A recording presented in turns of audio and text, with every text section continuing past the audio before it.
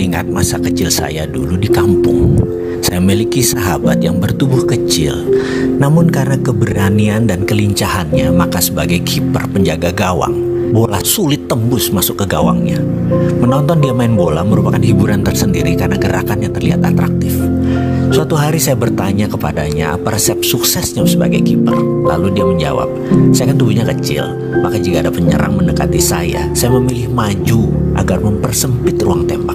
Kalau saya diam aja di bawah mister gawang, maka kemungkinan saya menutupi gawang hanya 10%. Sementara kalau saya maju menghadang ke depan, ruang tembaknya menjadi kecil, maka saya bisa menutupi 100% luas gawang. 30 tahun berlalu, sekarang dia menjadi pengusaha yang sangat sukses. Kemarin saya berkesempatan mengunjungi kantornya yang berjarak hanya 1 kilometer dari kantor saya. Ceritanya kita bernostalgia nih berdua. Biasa, saya sebagai seorang yang gak terlalu pinter dan selalu ingin tahu dan ingin belajar, saya pun bertanya kepadanya, apa sih resepnya sukses seperti sekarang? Dia menatap mata saya lalu berkata, ingat gak dulu saya jadi kiper? Ya, saya jawab, saya praktekkan di dunia nyata. Kalau saya tidak maju ke depan di setiap kesempatan, hilang peluang itu. Karena saya kan bukan siapa-siapa, saya ini wong dusun. Maka saya harus maju ke depan, dan hal itu membuat siapapun di depan saya hanya melihat saya dan tidak ada peluang lain, sehingga bola tersebut menuju ke saya. Semua kalimat itu membuat otak saya berpikir dan mengiyakan sebuah teori sukses yang sederhana ini. Jadi sahabat, kapan Anda maju ke depan mempersempit ruang tembak dan fokus peluangnya semua datang ke Anda? Saya belajar dari sahabat saya tersebut yang bernama Helmi Yahya, seorang entertainment. Dalam perjalanan hidup kita, mengalami naik turunnya ekonomi, ada bahagia, ada penderitaan yang kita jalani adalah hal yang biasa.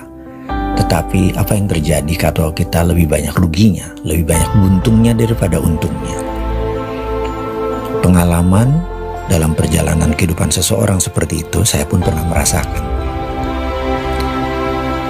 Ada turun, ada naik.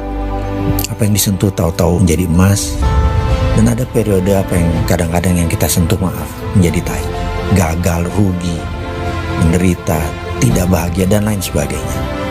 Sebenarnya apa sih yang terjadi dalam hidup kita? Saya banyak mencari solusi di luar bidang ekonomi, karena saya pikir ekonomi itu gampang. Masalah jual beli, masalah trust, dan itu bisa dipelajari.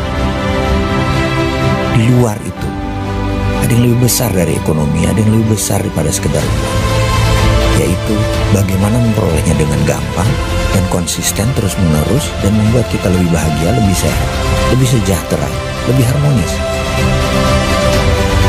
Dulu itu banyak orang berpikir bahwa kemakmuran malah membawa hal yang tidak menyenangkan. Iya, karena didapatnya dengan cara tidak benar. Tapi kalau pendapatannya benar, caranya benar, semuanya benar, kebahagiaan pasti didapat. Itu seperti anomali, alias yang perfect itu seperti tidak ada. Karena itu saya berpikir, pasti ada sesuatu, cara yang benar dengan perolehan yang tidak terhingga.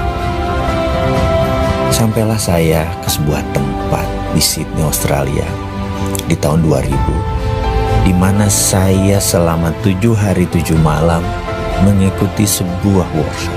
Bagi saya ini adalah bukan workshop, ini adalah family gathering. Karena di sana kami ber-110 orang dari 10 negara. Singkat cerita, selesai acara itu, saya hanya berkata dalam bahasa saya, mek monoton, kok gitu aja ya, kok sederhana ya. Jadi ternyata yang selama ini kita pikirkan rumit sekali untuk sukses, untuk bahagia, dan itu bergandengan tangan ya, bahagia, sukses, sehat, dan memiliki kemakmuran tak terhingga itu kayaknya nggak mungkin atau rumit gitu ya. Ternyata enggak tuh gitu ya. Tapi ada sebuah hal yang masa sih di kepala saya gitu. Tapi ada satu hal yang saya lakukan pada saat itu. Saya percaya dan saya kerjakan. Dalam setahun semuanya berubah. Dan hingga saat ini seakan-akan unstoppable. Artinya memang ada dalam dinamika turun naik, tapi selalu ada jalan keluar. Dan selalu terobosannya membuat kita keluar dari masalah dan malah berlebihan. Jadi masalah itu seakan-akan menjadi the hardest stone to make our knife sharp, atau batu yang keras untuk membuat pedang kita lebih tajam. Jadi memang diperlukan. Kalau dulu tuh kayak batu sandungan tuh kayak bener-bener tembok yang nggak bisa kita break. Ternyata diperlukan hanya untuk lompatan-lompatan kita yang lebih baik.